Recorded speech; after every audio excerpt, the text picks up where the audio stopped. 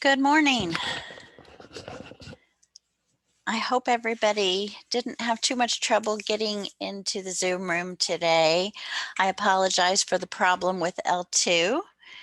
Um, the link said it was going to Zoom, but for some reason it was still taking us to the Adobe Connect room that we used to go to all the time. So I put a message in there, and then I also, after a bit, closed that session out. So um, now the link seems to be working. It wasn't easy, but anyway, we're here. um, okay, so can everybody hear me okay?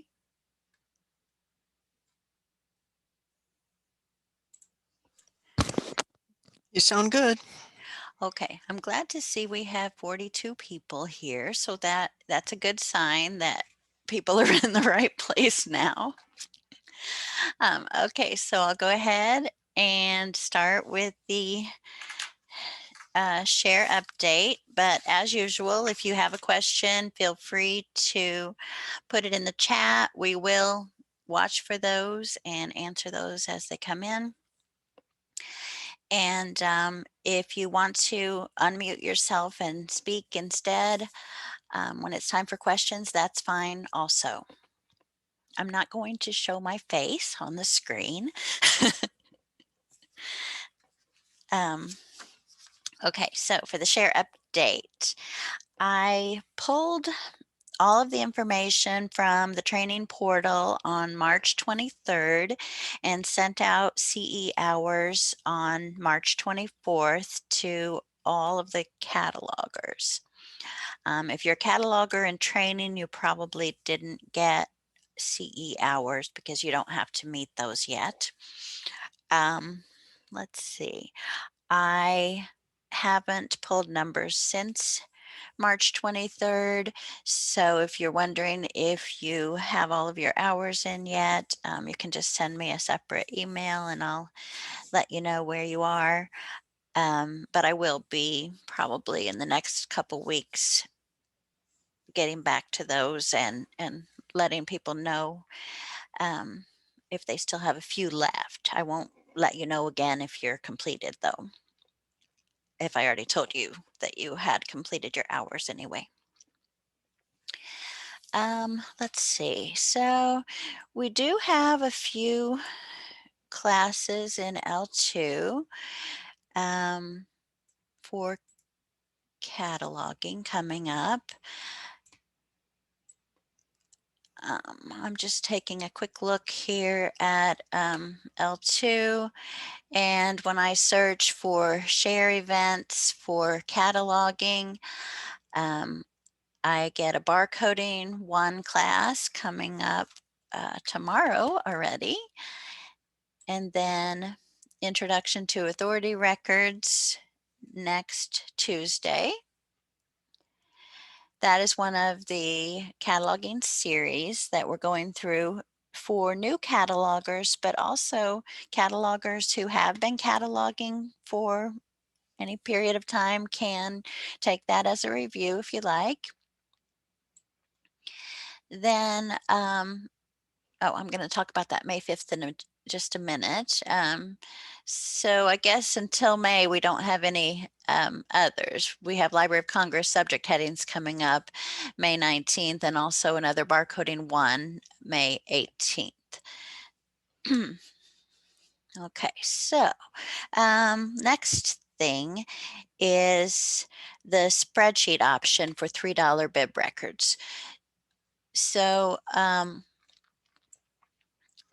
as you know, you can send in the form for a $3 bib record request anytime you find a good bib record, but for some reason you don't have time to load it, or maybe you're a barcoding library and so you want us to load it and you don't want to send in the physical item. That's only good for books. But we have a new option because I think so many people were getting grants where they were having a whole pile of books and they didn't want to do that form. over and over and over again. So you can send in a spreadsheet or a Word document to Liz, and that's L. Perkins at illinoisheartland.org. And I think that was coming out in the newsletter this week as well, so you can get more information there. But only 25 items or less in your spreadsheet or your Word document, and it gives information in the share newsletter, exactly what you should include in that for her. She will do them on a first come, first serve basis, even, like if it comes in an email, but she got some help desk tickets for forms before that, she'll do the forms first.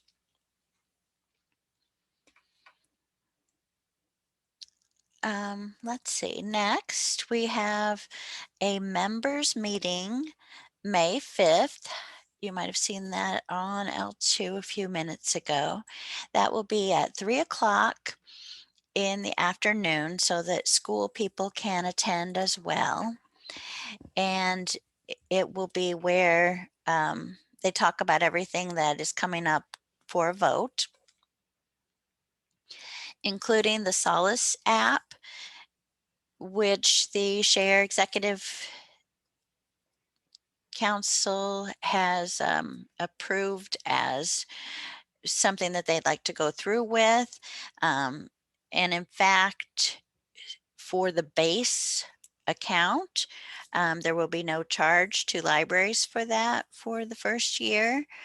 If you want anything extra, then you have to pay for that, but the base account is paid for out of share funds if that is voted in. So if you haven't had a chance to look at the share website and look at the video on the Solus app yet, you might want to do that. Voting will begin on May 12th with one representative from each library voting. In other news, we have Melvin Public Library as our newest member coming on to Polaris, and they'll start barcoding next week. That's all I can think of right now. So Edie, take it away. All right. So for the Bibliographic and Cataloging Standards Committee, I'm actually going to go out of order a little bit from what it's listed here on the agenda. I'm going to start with the other item, and that is that there's been some membership changes on the committee. Sandy West from Rend Lake College is stepping down from the committee. She's been on the committee since the very beginning and was one of the ones that helped us get the share cataloging program going. So we really thank her for her service on the committee all this time. We have a new member on the committee. We're welcoming Jane Zirkle from Lakeland College as a member of the committee now. So welcome to her. Then also our current chair, Jacob Potty, is ending his second consecutive term as chair on the 30th of June. So we want to thank him for his service in these last 2 years on the committee. And then beginning on the 1st of July, Donna Shaw is our new chair. We still do have a vacancy on the committee, so if that's something you might be interested in, please contact our current chair. Jacob is the chair until the 30th of June. So if you're interested in serving on the committee, please contact him and he can give you all the information that you need. The committee meets quarterly. Our next meeting is July 16th, I think. But Jacob can give you all of the scoop about that. So if you're interested, please contact him, at least between now and the 30th of June. After that, Donna Shaw is the new chair. So the third thing I'm going to talk about on this agenda is the OLAC video game genre terms. So at this last meeting in April, the committee approved a proposal to allow us to use OLAC's video game genre terms list for genre headings and records for video games in Polaris. It's already being used in OCLC, but previously under our local standards about the use of subject headings and genre terms, we would have been taking them out when we brought the records into Polaris because they didn't fit under one of the genres that we were using. But LCGFT doesn't really have genre terms for video games yet. They may add them in the future, but right now they don't have any. And this OLAC list really gives us a lot of good options for genre terms for video games, some pretty specific ones. So the committee approved a proposal to allow the use of the terms from this genre vocabulary, which is called OLAC video game genre terms, and the code is OLACVGGT. So starting now, if you see these terms and records for video games in OCLC, you can leave them in when you bring that record into Polaris. If you're editing and you would like to add one of those genre terms to a record, you're welcome to do that. We will be going in to revise all of our cataloging standards that have to do with genre terms and use of subject headings and the one about the video games so that you know that this is available. But in the meantime, I posted a handout in L2 to kind of give you the guidance about this list and to give you a list of the terms. And OLEC has said this is a closed list. They're not planning on adding any terms to it. So whatever terms are listed here, those are the ones that you can use.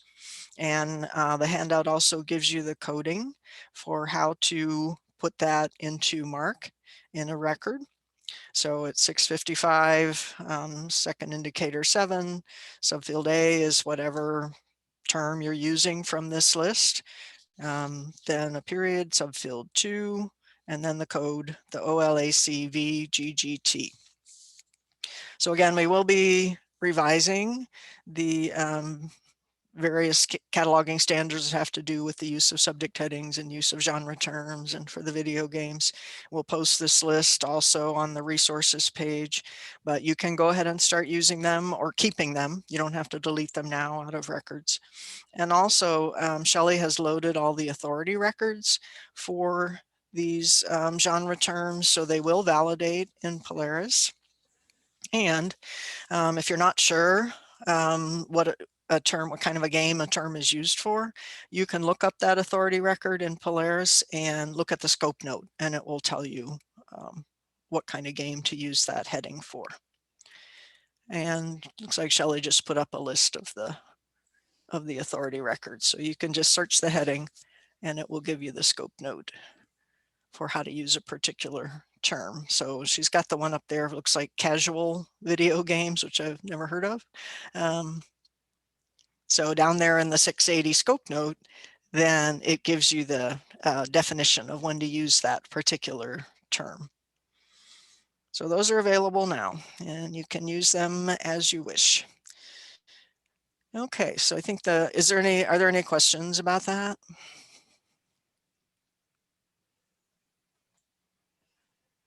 Okay, I noticed that Pam put something in the chat that says she thinks the authority records class is full. I will take a look at that. If there are people on the waiting list or other people that would like to join that class, we probably can add some seats. So I will take a look at that. Okay, so I think I'm next under the miscellaneous. First thing is we've got Ask QC's virtual office hours coming up. I believe there was one this morning, and then there will be, they're doing that same session again on April 22nd at 3. This one I think has to do with local data and OCLC records, if I remember the list correctly. And again, it's an hour session, and It is good for cataloging CE credit. So if you attend that session or you listen to the recording, then you can get CE credit for that. Just another reminder about there's a new Connection version coming up this summer, Connection 3.0, that requires that you have Windows 10, the 64-bit version. So between now and I would say June, you should have that ready. I think they're supposed to be beta testing in June and then possibly opening up the full version to everybody July or August, but just to be sure that you're ready. And I think the next item is online with the CMC, so I'll hand that over to Pam. Hi, can you guys hear me? Am I loud enough? Yeah, you're fine. Okay, so I just put in the chat box our final topic for this fiscal year. So our fiscal year is July 1 through June 30th. So that last one's going to be May 20th, Cheerios, Rice Krispies, or the Directory of Overseas Summer Jobs. And Sherry's going to be talking about serial cataloging. If you have any topics that you would like us to cover this next fiscal year, try to get them into us soon because we're going to be making some decisions, hopefully quickly. I'm putting our group email down there. If anybody is registered for Reaching Forward South, Aaron Rose and I are co-presenting on Friday from 9:30 to 10:30, so check us out there. We are hiring a new person and we will reveal who that person is after the board approves them at the end of this month. I think that's it.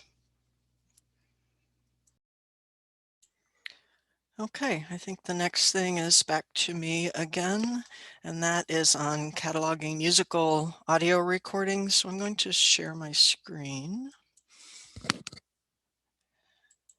I did post a copy of the slides, so those were in L2. So hopefully everybody is seeing my screen. All right. Yes. Okay, good. So this is the third in a series of presentations about cataloging audio recordings. February, we talked about audiobook records. Excuse me, Edie, you are Yes. showing your slides with your notes. You need to change your display. Up at the top where it says display settings. Okay. Yeah, and then just swap presenter view. Yeah, that one. Yeah, there you go. Sorry to interrupt. Well, now it looks wrong to me. Oh, it does? Yeah. So you guys are seeing my slideshow. Yes. Okay. All right, well, good. But it's swapped for me. So, okay.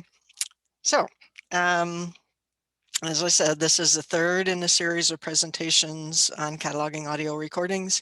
In February, we talked about audiobook records, and in March, we talked about the preloaded audio media players. Today, we're going to talk about musical audio recordings. Okay. Okay. So here's what we're going to be looking at. We're going to look at a couple of different formats. We're going to talk about the descriptive cataloging, talk about subject headings and genre headings, talk about different local edits, things that we do and share. We're not going to go field by field on how to catalog these recordings. We're just going to kind of talk about the things that are more specific to musical recordings and about our share local edits. So we're just going to talk about these two formats primarily today, which is compact discs, and that includes MP3 compact discs. We're going to talk about vinyl records, since now vinyl records are becoming popular again. Artists are releasing new music on vinyl now. So we're going to talk about that too. We're not going to talk about cassettes. We're not going to talk about other kind of more specialized formats like super audio CDs or DVD audios. But you can get information from bib formats about those, or if you have questions, you're welcome to get in touch with us and we'll help you as much as we can on them. So here's a couple of examples. Example of a vinyl album, example of a compact disc. I'm sure you're all familiar with these. We aren't going to talk at all. Well, we're not really sure whether, and maybe somebody can say if you know, whether these preloaded audio players ever have music on them, or are they always just audiobooks? So we're not going to talk about those either, because we're not really sure if that's a format that ever uses music.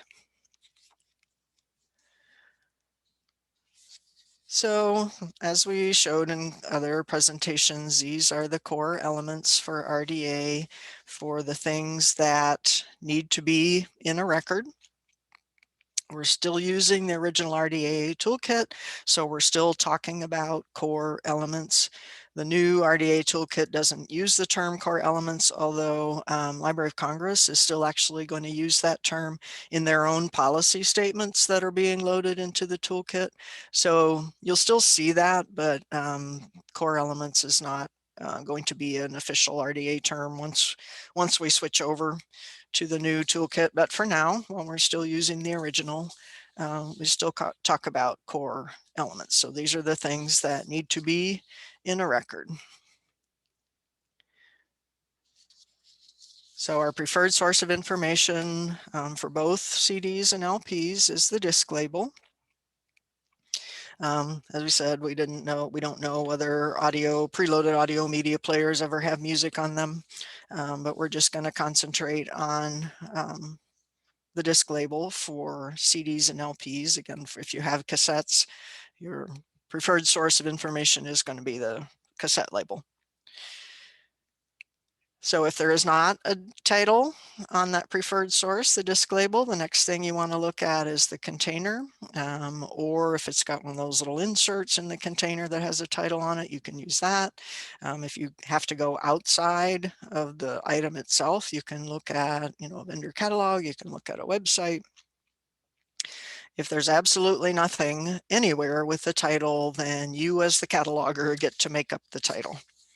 Hopefully you won't have to do that.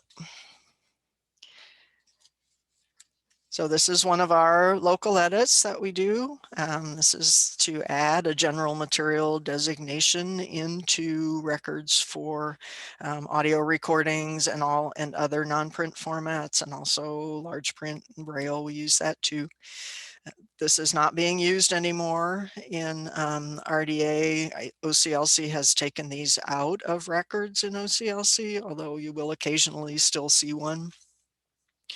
But this is a local practice that we add the 245 subfield H with the GMD for audio recording records in Polaris. And subfield H, comes after subfield A, subfield N, subfield P, but before a subfield in subfield B. So here's an example. We have a CD, and top is the OCLC record version.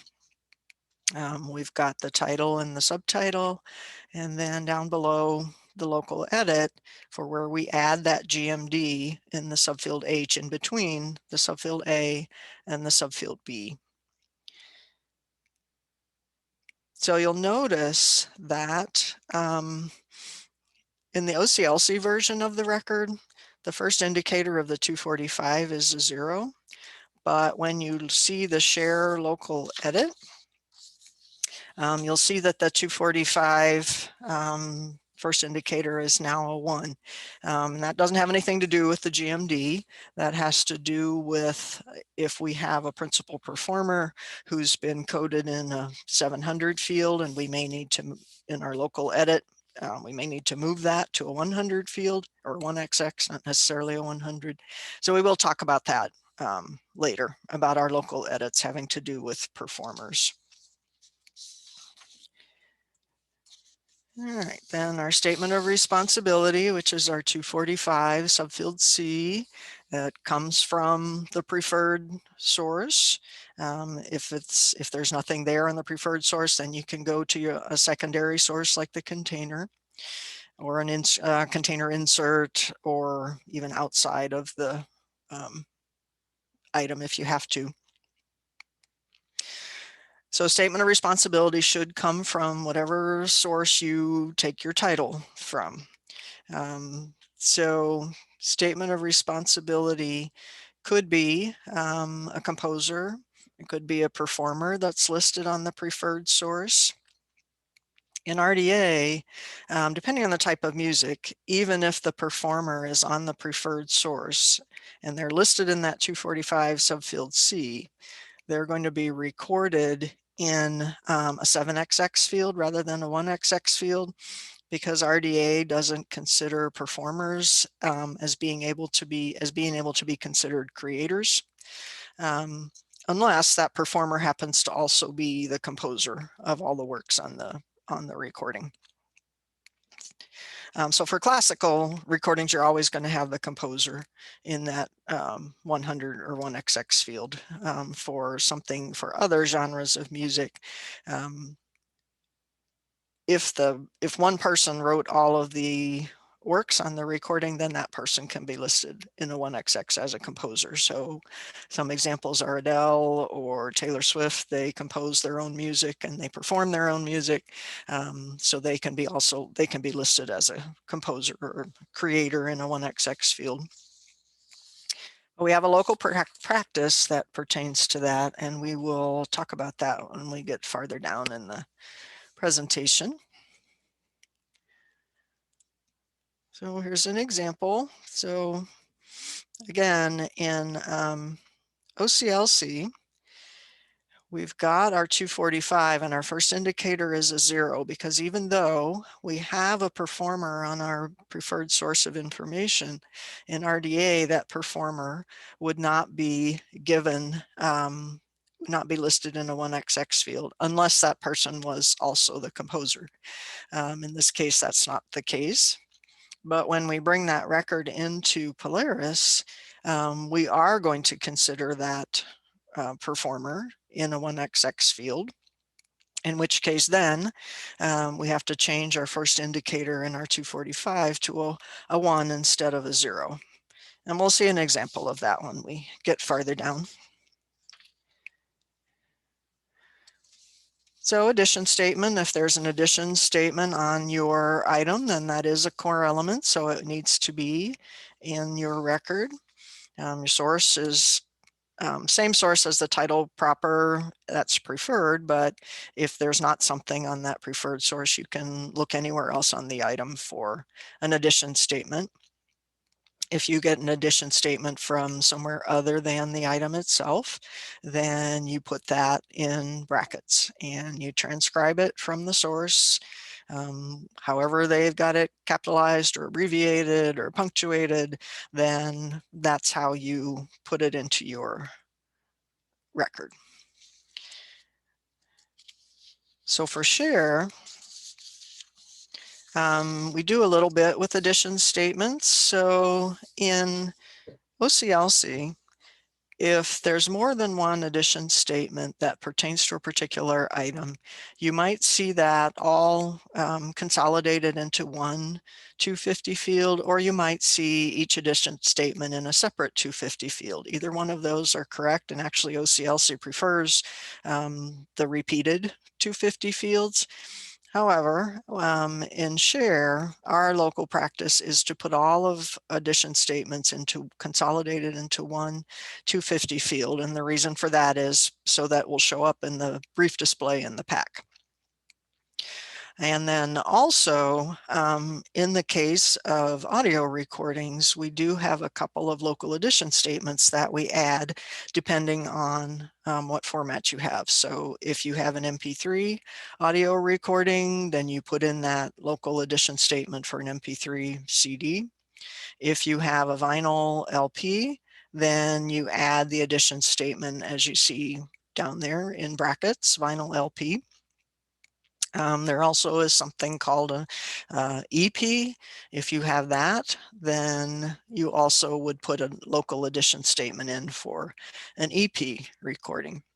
You'll notice that the ending punctuation is a period, even though our addition statement is in brackets. So we're always going to have a period at the end of our addition statement, whether or not it ends in brackets. All right, so the next part that's a core element is your publication information. And, you know, we've gone over this in the other presentations. It goes in our 264 field, different 264s, and I'll just look at the next slide. Different 264s will for different functions, and those will be noted by the second indicator. So these are the ones that you use. For your publisher, you're always going to start by looking at your preferred source, but if there's nothing on that preferred source, which is the disk label, then you can look on the container and any other source that you need to look at. Just like with any other format under RDA, you want to transcribe the name of that publisher the way it appears on your item. If you have more than one publisher, you always need to record the first one, but then optionally you can go ahead and record the others as well, but you have to at least record whatever the first one that's named on your item. If there is no publisher, you want to try and find something, try and figure out who this publisher might be. But if you can't figure that out, your fallback is to put in that phrase in brackets, publisher not identified. If your item has a distributor on it,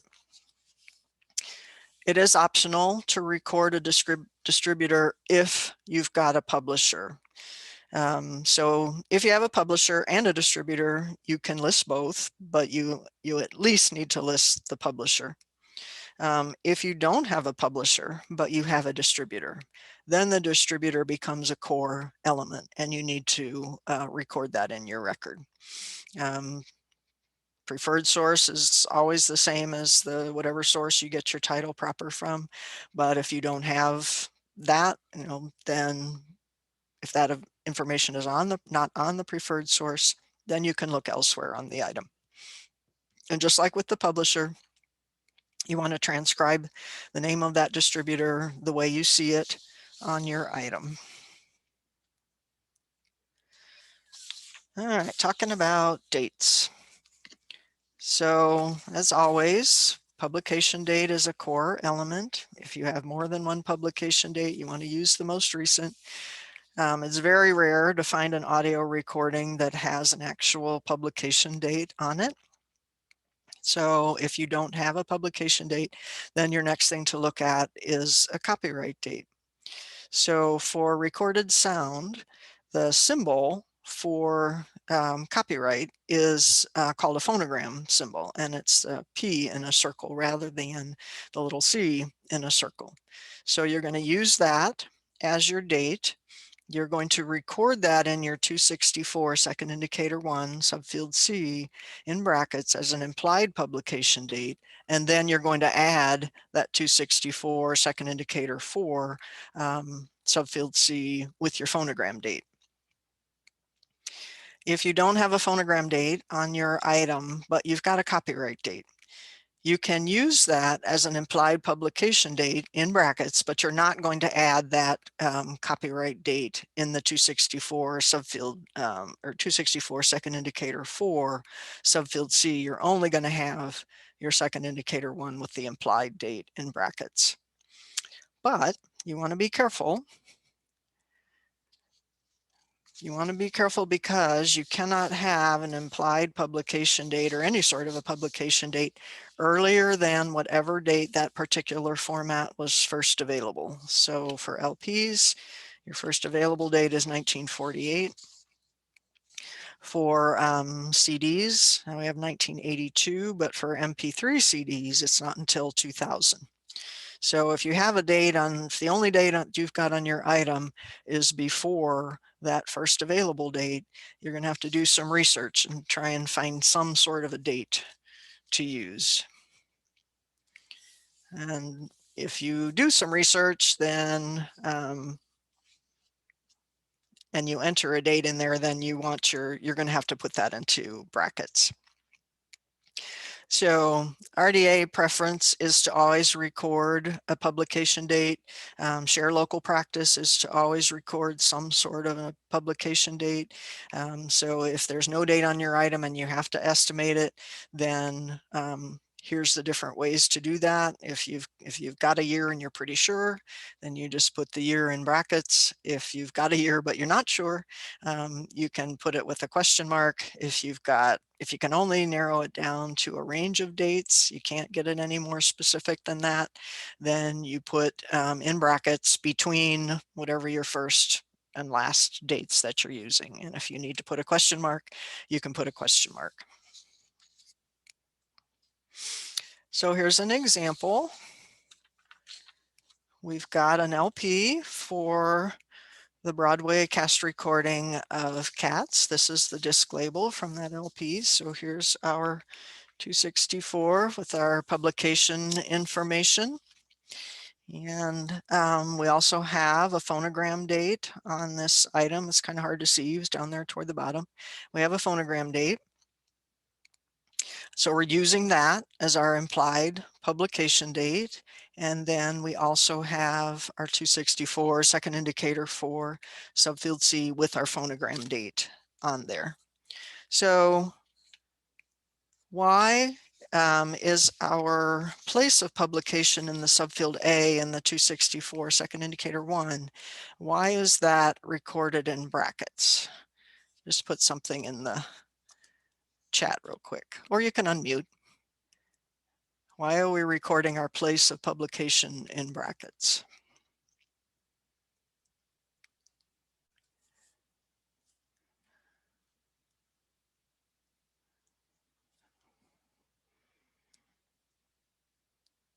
Okay, so Susan McKinney says we're putting it in brackets because it's not on the, well, in this case it's an LP, but you're right.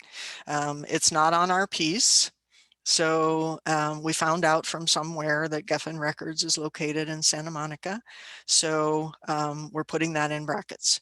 So would it be okay if, when we put this into brackets, if we put Santa Monica and we use the postal code CA instead of California, would that be okay? You can just put a yes or no in the,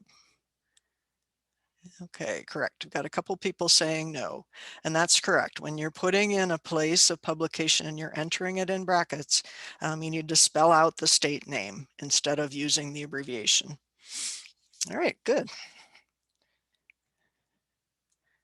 All right, so moving on to our physical characteristics, and that is our MARC tags that start with a 3.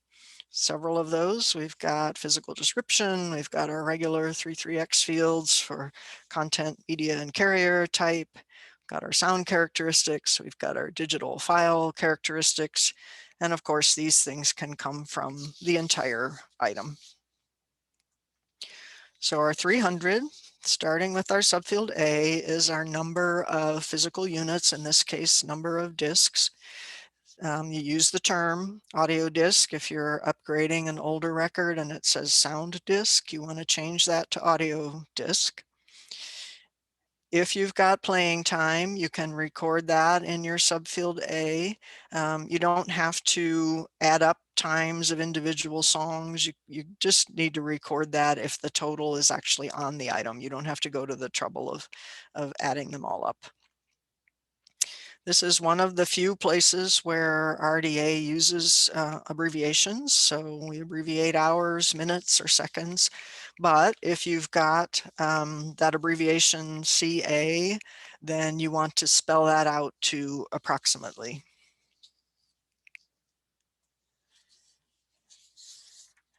Then the next subfield that you often see in a 300 is the subfield B. It's where we used to put in our sound characteristics. So analog or stereo, CD audio, 33 1/3 RPM. And you might still see that in records, and it's fine if it's there, but the new procedures under RDA is to leave out that subfield B in the 300 and put your sound characteristics in mark tag 344. Again, if you have a record that has that 300 subfield B in there, that's fine to leave it, but you want to make sure that you've got your terms also recorded in the appropriate 344 fields and subfields. And then subfield C in R300 is our dimensions. We give the diameter of the disc in inches. You don't have to give the measurements of the container. It's just the diameter of the disc. Standard size for a CD or an MP3 is 4 3/4 inches. Standard size of an LP is 12 inches. This is another place where RDA lets us use an abbreviation.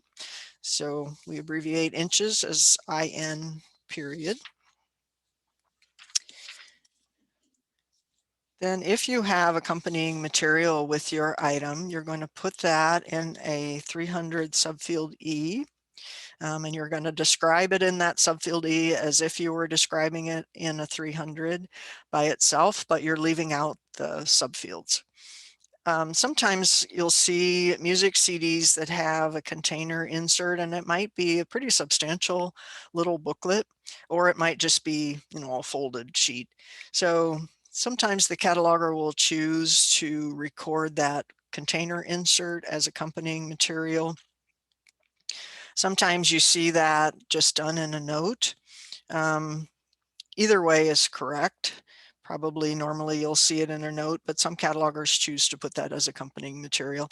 But if your item comes with something like a poster or some stickers, then you would want to describe those as accompanying material in that subfield E.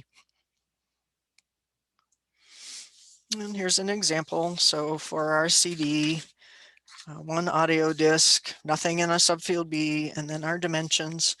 And then for our LP, again, we just have one. It's still an audio disc. It's just a bigger audio disc. And this time we did have a total time. So that's recorded in our, in parentheses in our subfield A, and then our dimensions. So next we have our usual 33X fields for our audio disc. So in this case, when we were talking about audiobooks, our 336 was spoken word. And then for this, we were using performed music.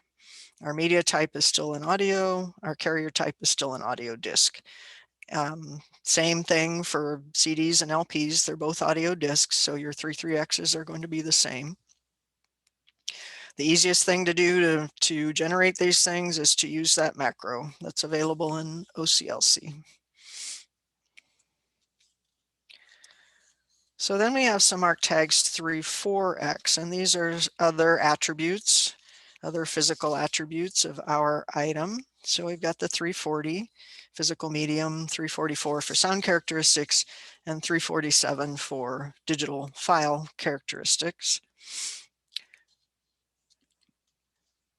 So OCLC guidance is to record each term in a separate 3,4X fields, even if those terms come from the same vocabulary.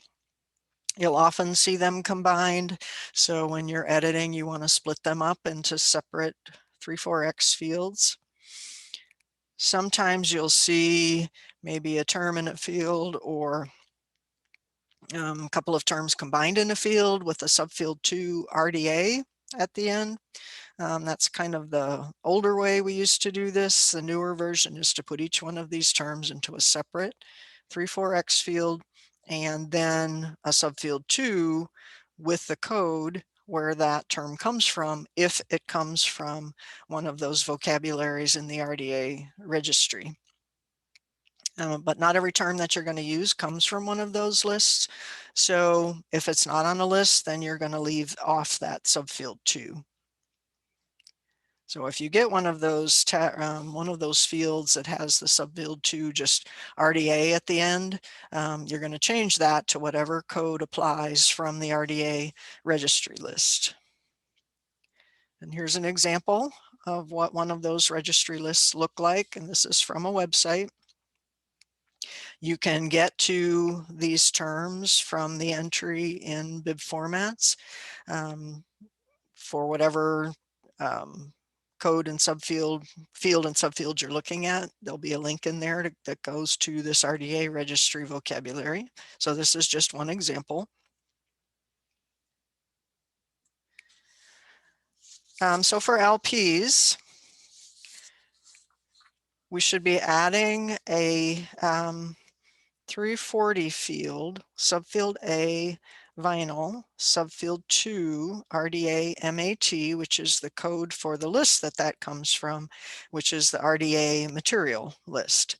So adding this 340, this comes out of the Music Library Association best practices. And there's a supplement. I'm giving you a link to a supplement in the resources slide that gives you this dated September of 2020, and it gives you examples of full MARC records for audio recordings. And they are adding, for LPs, they're adding this 340 with this material. Then your 344 is for your sound characteristics. Just record whatever is appropriate for your item. For LPs, you want to make sure you add that 344 subfield C with the playing speed. Otherwise, as appropriate, you add that 344 subfield G for whether it's mono or stereo, surround, quadraphonic, whatever might apply. And then also your subfield A, whether it's digital or analog. Sometimes you'll also see that subfield B for CDs for optical, and that's fine. You might also see this information in your 300 subfield B, and if it's there, that's fine. You can leave it, but you want to make sure that you have the 344s. Then for CDs, you're also going to have your 347 tag with your digital file characteristics. You're going to have your subfield A with your type of file, which is an audio file, with the code for the list that it comes from. So that's the RDA file type, and then RDAFT is your code. You're going to have a subfield B. If you've got a regular CD, it's just going to say CD audio. If you've got an MP3, it's going to say MP3. Neither one of those terms are on any sort of an RDA registry list. So we don't have a subfield 2. And then you'll notice that it says you don't use this field at all when you've got records for an LP. So vinyl records are not digital, and this tag only has to do with digital file characteristics. So for an LP, you would not have this field in your record. All right, so another set of tags that you might see are tags that start with a 38. So those are where you can record attributes of a work or expression. They're often used to differentiate one work from another work if they both have the same title. So these are the fields that you might see: the 380 form of work, a 382 medium of performance, 383 numerical designation, and 384 the key. You don't have to add these. If you come across a record that has them, you don't need to delete them. You can leave them in, but it's optional whether you add them or not. But you might see them. So here are the fields. So 380 is your form of work. You can use that to record a class of work or a genre of work. Again, if it's there, you can leave it. If it's not, you can add it if you want, but you don't have to. If you do add it, the preference is to use terms from the LCGFT. So that's our example, is using an LCGFT term for this genre. Medium of performance has to do with either the instrument, the voice that's used for this particular work. Again, if it's there, you don't need to delete it. If you want to add it, then there's some guidance in that link to Music Library Association's best practices. For using the LCMPT vocabulary, which is the one for medium of performance. Here's an example. So this is from a work for solo cello accompanied by an orchestra. So you'll notice the subfields are out of the order that we normally would see. Subfield B is first because that's our solo instrument, and then subfield A for our orchestra. You might also see a 383 field, which is a numerical designation. So this is a number that's assigned either by the composer, by the publisher, if it's assigned to a particular index. So this is not the same number as what we would record in an 028 field. The number in the 383 pertains to whatever works are on your CD or record. The number we put in the 028 is like a distributor's number or a vendor's number. That has to do with the recording, the physical recording, not the sound or the works that are on the recording. So this is an example of a thematic index number for a particular work. And then you might also see a 384 field for the key that the work is recorded in. As always, with these 3/8x fields, if they're there, you can leave them. If they're not, you don't have to add them. So here's an example for a CD. So again, this is just an example. You would complete these fields as however is applicable for your particular item. So in this example, the cataloger chose to record those 3/8x fields because they felt it was important for the item that they were cataloging. Again, you don't have to take these out and you don't have to add them. And then here's an example for an LP. So notice we've omitted the 347 field since this is not a digital recording. We've got our 344 subfield C in there for our playing speed, plus the other things that pertain to our item. And in this case, the cataloger did not add the 3/8x fields, and that's fine. So looking at notes, which are your mark tags that start with a 5, lots of different notes. Some will apply to your item and some may not. The source of information is really anywhere on the item. Different mark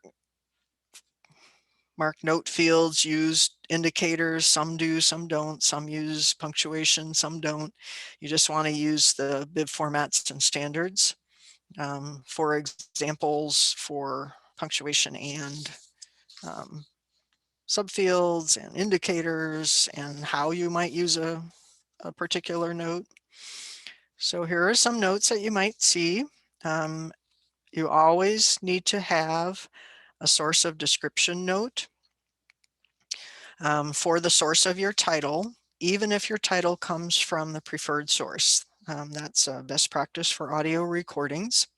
If you're editing, excuse me, and you've got a source of title in a 500 note, you want to change that 500 to a 588. So some other notes that you might see in audio recording records is 505 with your contents, and we're going to see some examples of that further down. You might see a 508 note with directors, producers, people that had other input with the production of this work. You should have a 511 with your participants or performers. So that's your main performers. It could be a group. It could be other single performers. It should be the conductor. If this is something that's done by an ensemble or an orchestra and it's got a conductor, this should list your conductor. It might also, if you've got a group, it might also list your individual members of a group. You can do that if you want, you don't have to. But these are the types of functions that are listed in a 511 note.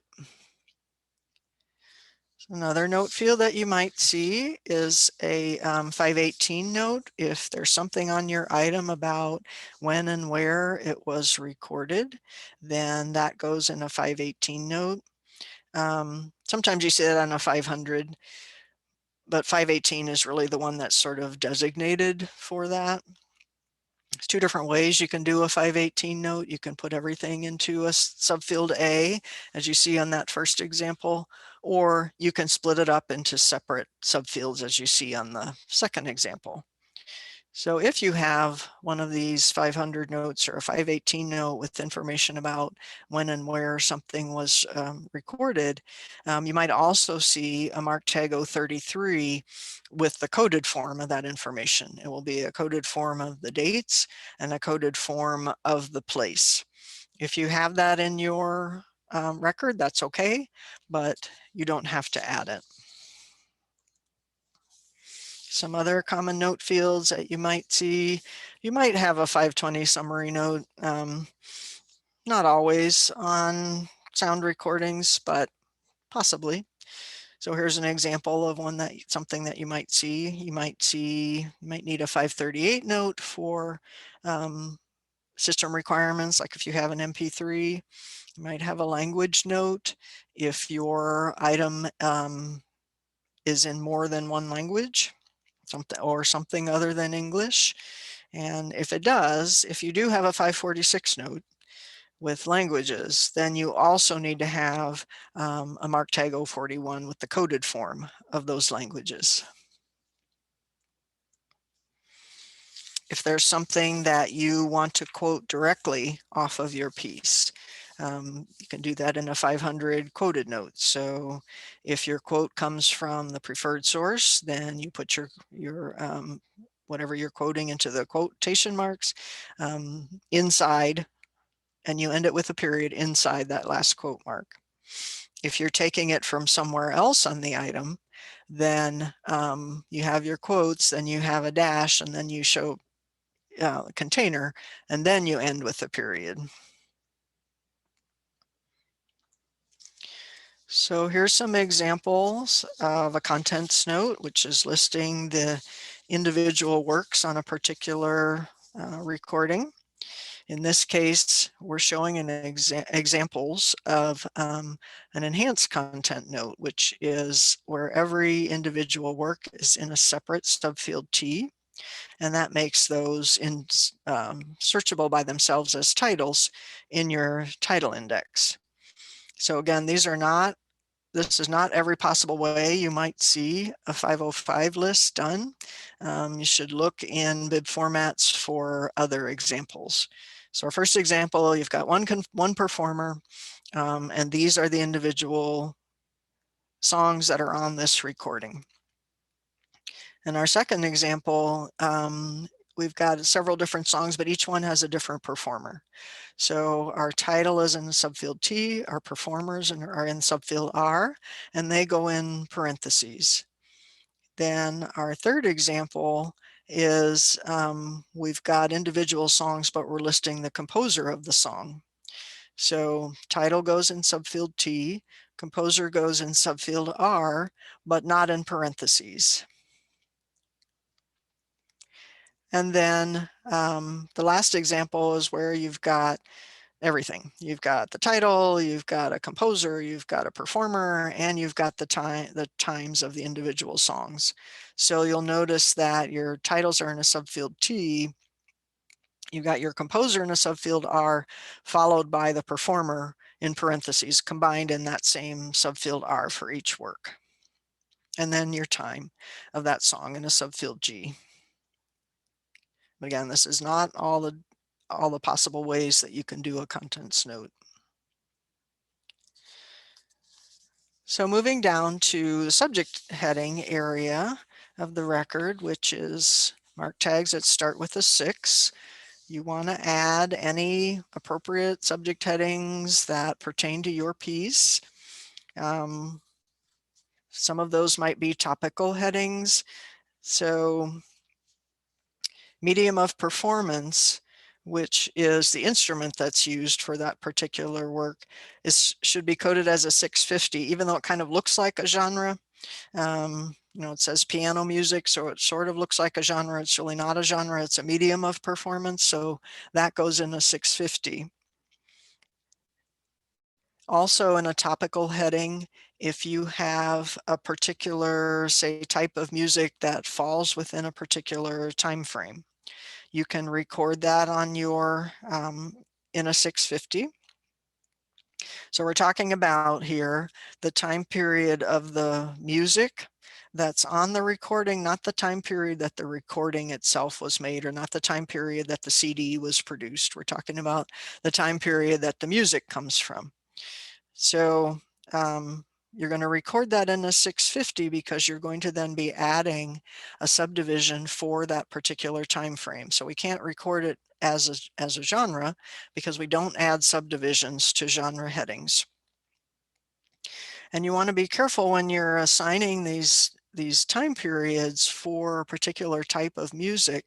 You need to look in the authority file for the subdivisions that are appropriate or valid for that particular type of music. You can't just put any old time period on there. You have to use one that's valid.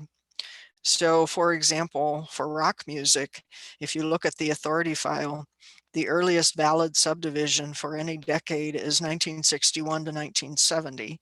But if you looked at the authority file for country music, the earliest chronological subdivision, I think, is in the 40s or 50s. So it just depends on the type of music, and you want to look in that authority file and make sure you're adding a subdivision that's valid. Then also, if you have a particular subject that the entire recording, the entire work, is about that same subject, you can add a topical subdivision or a geographic subdivision with that subfield V, songs and music. So our example here is if you have something that's all your songs are about Illinois, you have the state song and you have all different songs that are all about Illinois, you can have a geographic subject heading for Illinois, and then your subfield V, songs and music.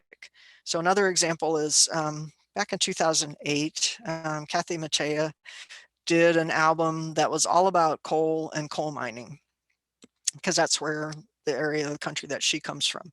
So you could, if you were cataloging that work or that audio recording, you could have a tropical subject heading for coal or coal mining with that subdivision of songs and music.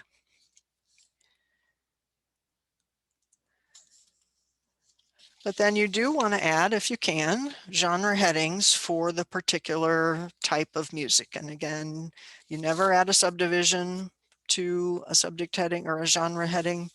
You're going to take your terms from the LCGFT vocabulary list. You're going to code them with a 655, second indicator 7, put in your term, and then end it with the period, your subfield 2, LCGFT. Share local practice is for recordings for MP3s that are on MP3, that in addition to whatever genre headings you have, you add a form heading for MP3 audio recording standard. This is something that is not in the LCGFT, but there is a Library of Congress subject heading term for MP3 audio coding standard. But in this case, we're coding it as a form term rather than an LCSH. So we're using the 655 second indicator 0 instead of the second indicator 7. And no subfield 2. All right, then some different standard numbers or number fields that you might see in a record. These are fields that start with a 0. Possibly you'll have an ISBN on an audio musical recording. Not usually, but it's possible. You might have an 024 for your UPC number. You might have a publisher's number that would go into an 028 field. Various call numbers, either Library of Congress call numbers or Dewey call numbers. So those could be in any of those call number fields. Some other standard fields that you might see on an audio recording record, that 041 for the language code. So if you have something that's not in English or in other languages besides English, or maybe the recording itself is in English, but it comes with a container insert and all the information in there is in 3 different languages. So you want a code for the different languages, and you use the various subfields, whatever is appropriate for what you have, either the language code of what's being sung or spoken, language code of a libretto, language code of accompanying material, and then the language code of the original language. So if you've got this 041, you also need a 546 field that explains the different languages. You might have an 043 with a geographic area code. For example, in our last slide, we looked at, there was a geographic subject heading for Illinois because this particular audio recording was all songs about Illinois. So if we've got this geographic subject heading, or if you have a geographic subdivision, then you want to go up and use that OCLC macro to add the 043 field for the coded form of those places. Then the 047 is something that you use to record codes of different types of compositions that might be on their recording. You use that when you've got more than one type of composition on this recording that you have, and we'll see an example of that coming up.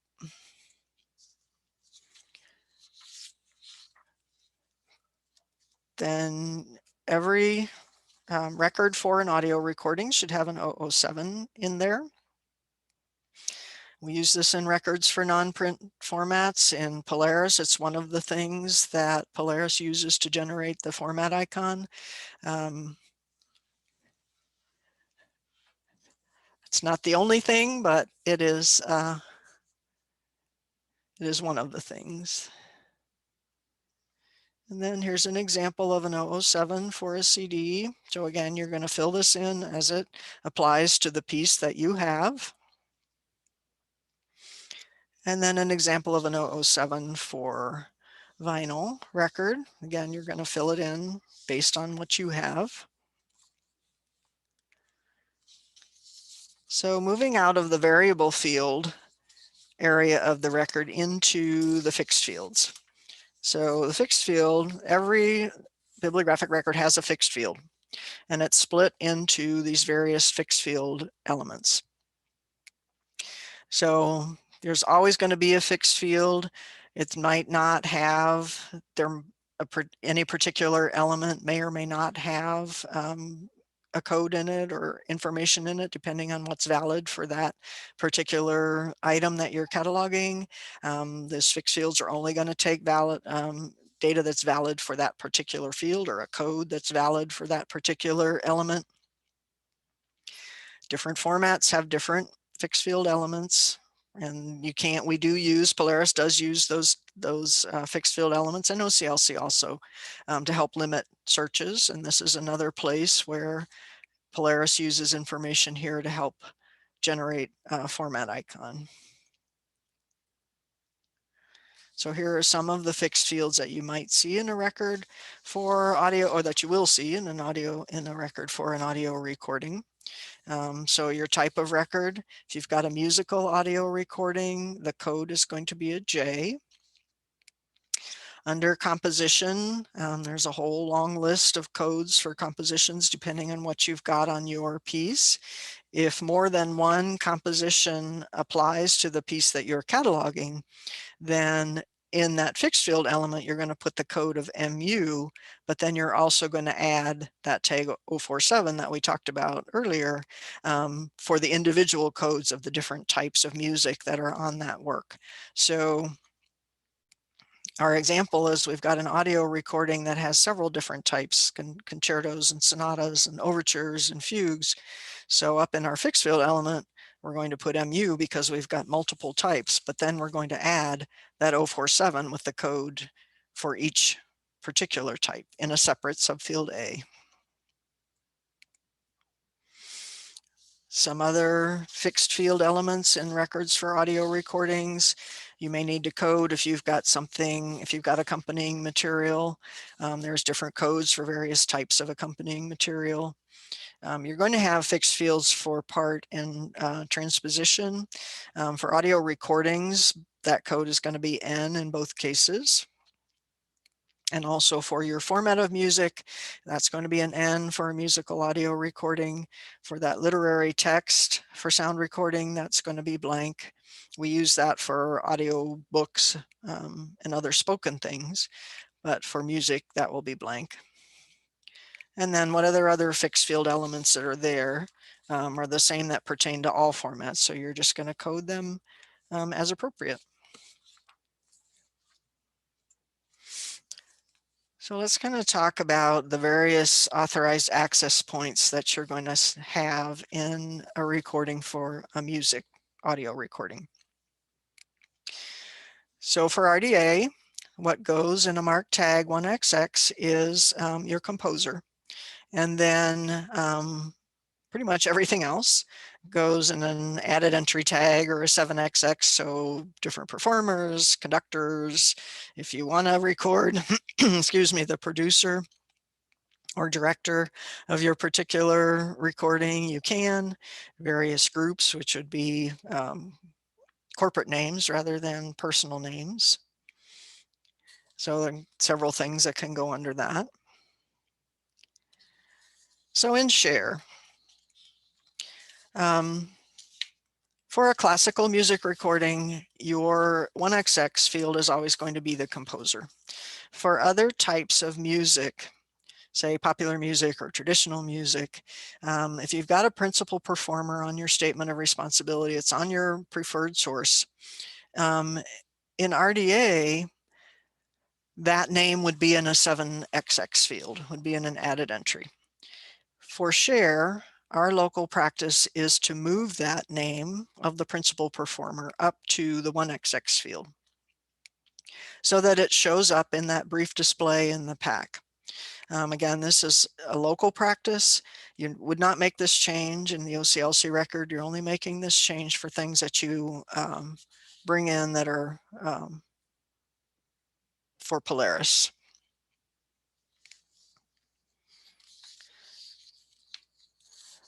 And for all types of music, if you've got one composer who wrote all of the works on a particular recording, then that name is what goes in the 1XX field, even if you have other performers. So for example, if you've got an album of that Beyonce does, where she has recorded an entire album of songs by Stevie Wonder, and on your statement of responsibility on your disc label, you know, it says Beyonce sing Stevie Wonder. Since Stevie Wonder is the composer of all of the works on that particular recording, then Stevie Wonder is the name that goes in the 1XX field, and Beyonce's name goes in a 7XX field. Still searchable in the author index, but because we've got one composer, that composer gets the creator or 1XX field. If Beyonce is singing an album of songs that are by various different composers, then we're going to put Beyonce in that 1XX field as your principal performer.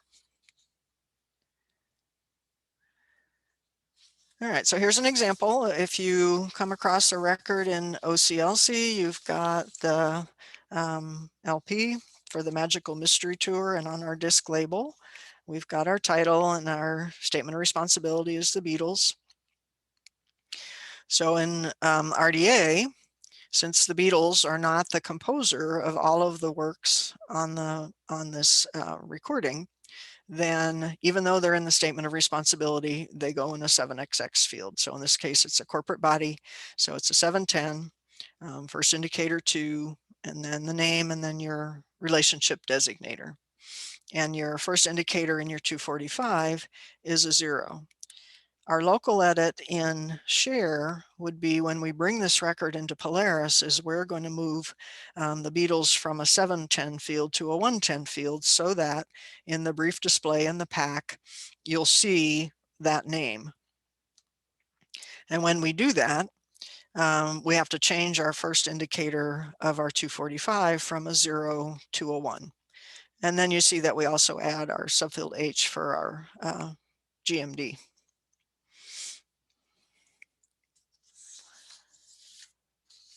Okay, then talking about relationship designators, this is the same as in other formats. We want to include a relationship designator anytime we have a 1XX field or a 7XX field.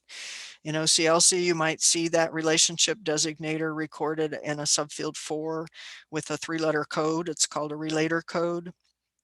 Or you might see it in a subfield E with a relationship designator. That either one of those in OCLC is correct, but when you bring a record into Polaris, if you've got that relator code in a subfield 4, you need to change that to a relationship designator term in a subfield E. And the reason for that is that Polaris doesn't translate that code to a term when you bring it into our database. So it's meaningless to a patron to see just a 3-letter code there. So our local practice is to change that to a subfield E with the appropriate relationship designator. If there is no if there is no relationship designator, then you want to add that subfield E with the term.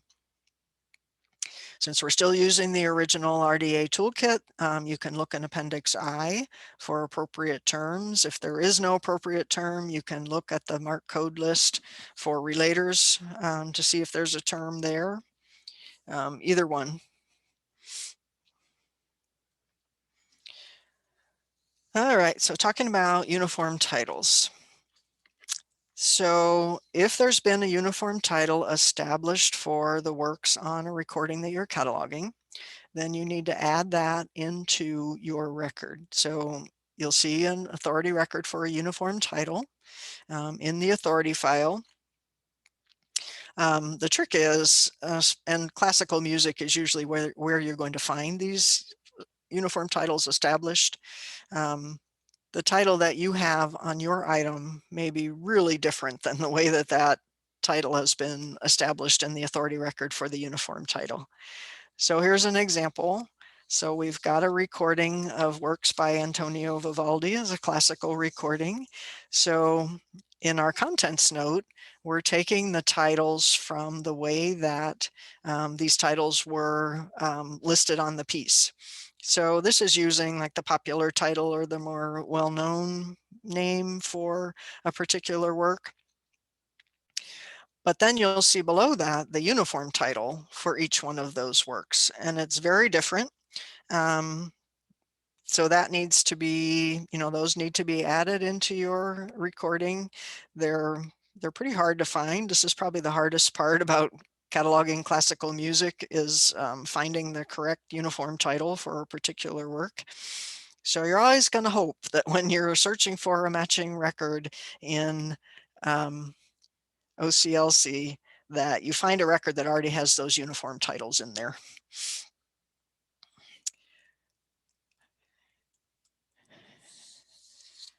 Okay, so now talking about our local display in Polaris. Polaris records generate these format icons that show up in the pack to show what kind of a material you've got in that record. So it comes from coding and could be a combination of the leader, an 006, an 007, 008, could be any combination of those things depending on what the format is. So when you're bringing that record in, you want to make sure that your record is showing the right format icon. So here's an example of what that looks like for a CD. And then an example of what that looks like for an LP. So you just want to make sure, you want to look when you bring a record in, make sure you look at that pack view and make sure you're getting the correct format icon there. So here's some links to some various resources that might help you if you have questions about audio music recording. And you can always get in touch with us and we'll be glad to help you. So we've got the various share cataloging local standards, of course, OCLC, bibliographic formats and standards.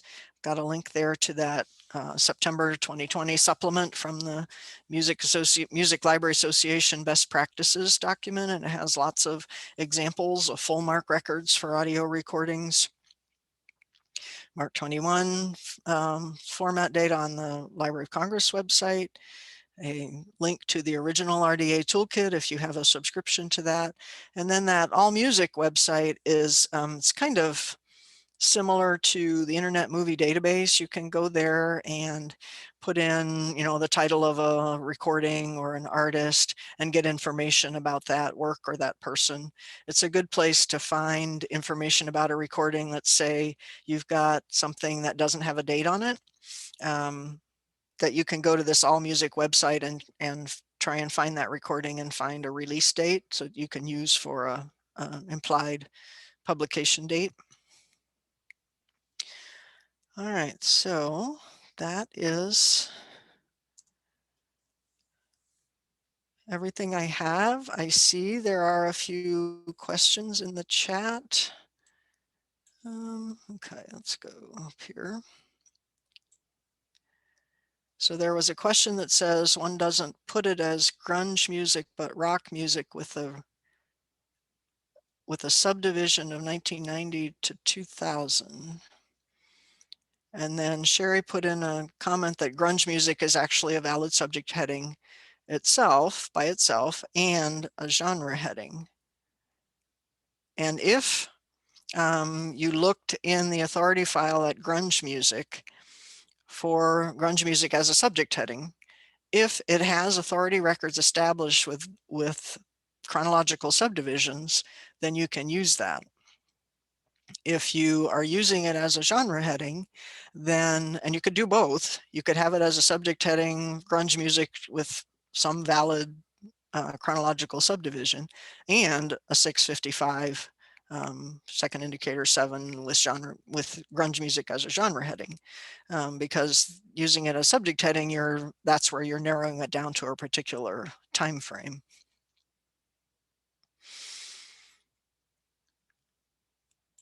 And then Pam said she didn't see any chronological subdivisions for grunge music. So there's nothing been established apparently yet for valid chronological subdivisions for grunge music.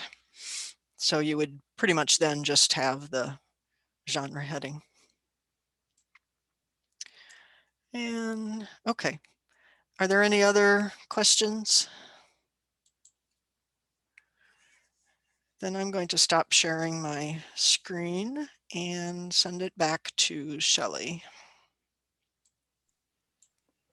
Okay, let's see.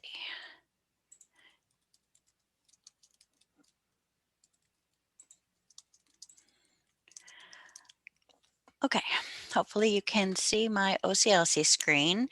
I just wanted to go over a little bit of editing a record in OCLC. I'm going to start with the CD because I figure those are more prevalent in libraries than the LPs are right now. But if I have time, I'll look at an LP record as well. Oh, and L2 was a little bit finicky about not letting me save pictures there. So I saved them to my computer.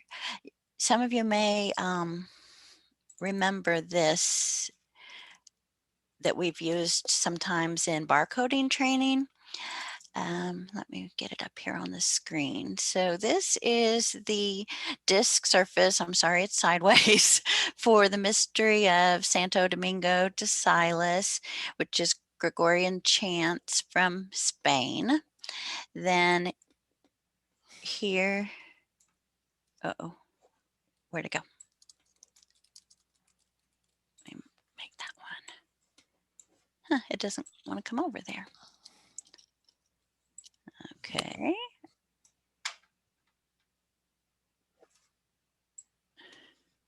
I can't share the other screens. Let me try. No.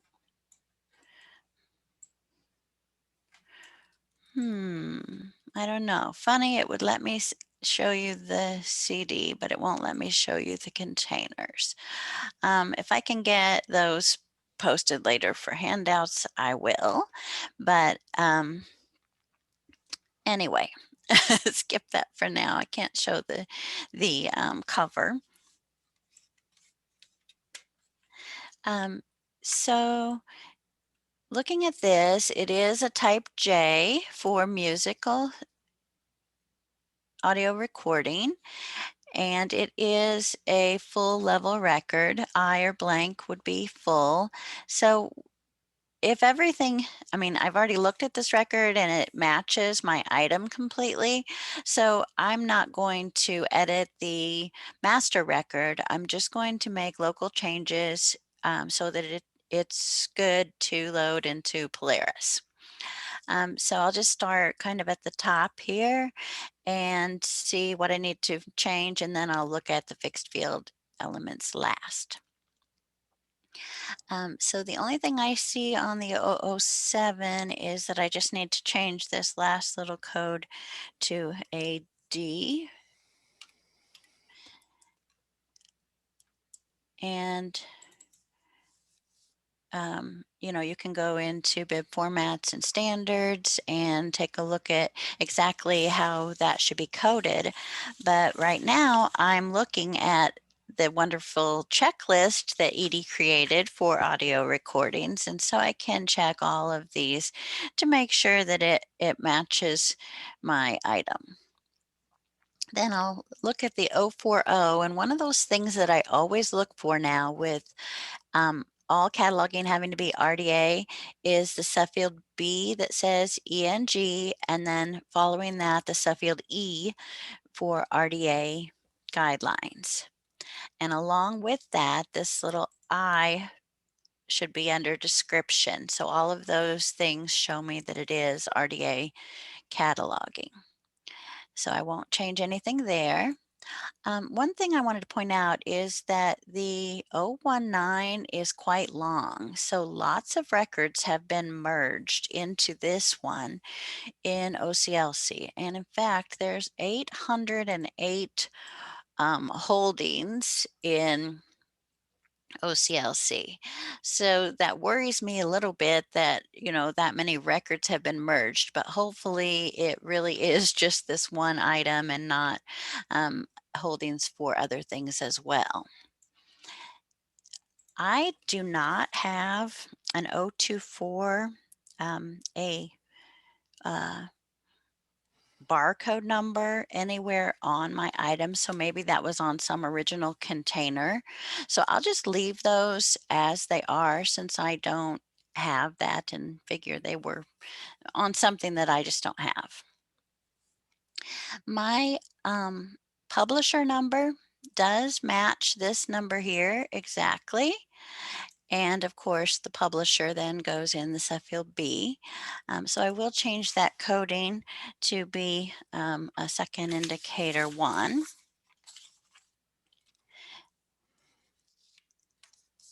Now this 028 is another publisher number that I don't have on my piece at all. And scrolling down in the record, I see a note. Previously released on an LP by Archive Productions with that number. So that is one that I'm wondering if that got merged into this record by mistake. If it was a previous release, I would say it needs a separate record. So I would leave this 500 note here in the bib record, but I probably wouldn't leave this 028 for this other item that I don't have. I'd leave it on the master record, but I wouldn't put it in my record in Polaris. So I'll just do an Alt delete and get rid of that. So Edie talked a little bit about the 033 and that goes along with the 518. So we can leave that in the record if it's present, but the 518 here says recorded at Abadia de Santo Domingo de Silas in Spain on October 1968. So that is 1968 October, and then the coded geographic place here. So I'll leave that as it is. And the 041 is also a coded field. This one goes with the 546, the language code. And actually our 546 just says sung in Latin, but there's quite a bit more here in the 041. So the subfield D is language of sung or spoken text. Subfield E is language of librettos. So both of those, English and Latin. Subfield N is language of original libretto. Subfield G, language of accompanying material. So there is a little insert on inside the container that is English notes about the item. And then the subfield M is the language code of the original accompanying material other than libretto. So it was originally accompanying materials in German. So I'm going to just leave all of that in there as it is. The 043 is a coded geographic code for Spain, and that goes with a subject heading. Because Spain is listed here, it automatically is showing in our 041 or 043, I'm sorry. So I'm going to leave that. So I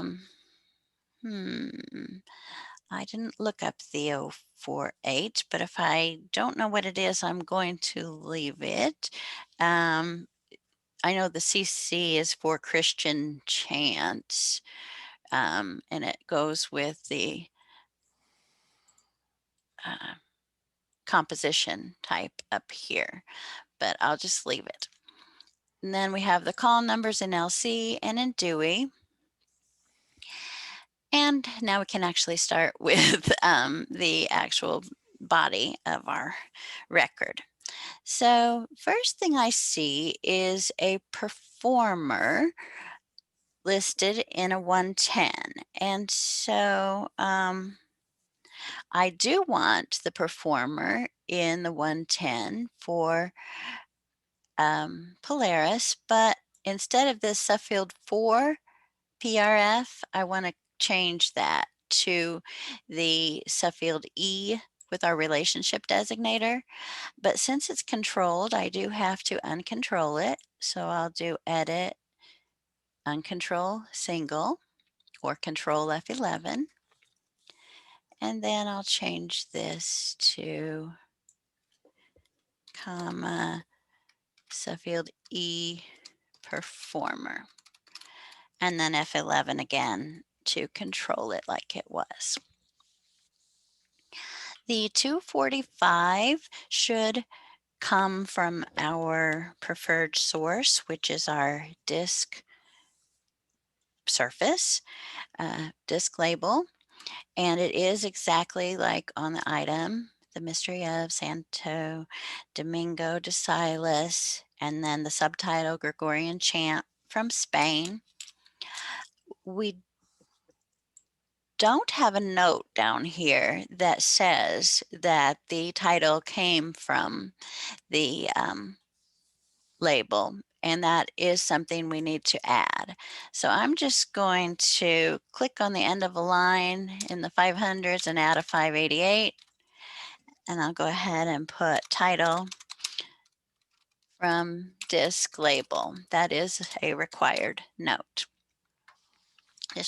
I'm sorry about the skipping around, but while I'm thinking of it, I better do it. Okay, so then the 246 is just a shorter form of the title in case someone thought Gregorian chant from Spain was the main title and wanted to search it that way. It will come up. Notice the 246 does not have a period at the end and is not supposed to. Then the 264 is our publication information. So I'm gonna, I don't know why the first time it let me show that screen, but now it won't even let me show you again the picture. But okay, so on the item, it does have the place of publication. It does have the publisher. It does not have this date on it at all.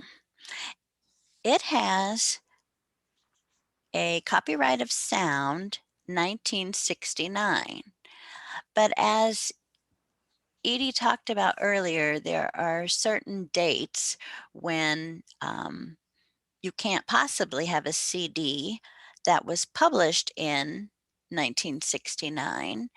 So on this one, I could have searched the AllMusic website or Amazon or wherever I wanted to search to see if I could find an actual release date for this CD. And there happened to be something on Amazon. And so I would add a 500 note then to say where this date came from. And it does not have a period at the end of that line. The bracket is good enough punctuation for a 264. So again, I'll skip down here and add another note, 500, and I'll just say implied publication date from CD release date as noted on Amazon.com. That just helps people when they are matching to make sure that they really have this same item. Because if they see a 1994 date and it's not anywhere on their item, they might wonder, where did that come from? So just a note is a good thing to add. And then this 264 is a little odd, isn't it? It should only have the copyright of sound here. So I'm going to take out this implied publication date, and there shouldn't be a period at the end of that 264 with the second indicator 4 ever. Okay, so that's good now.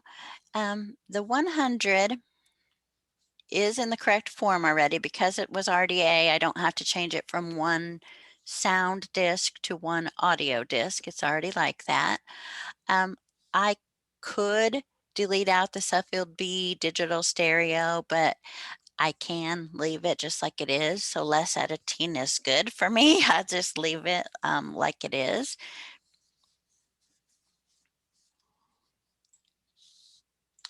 Then the 306 is just the coded time.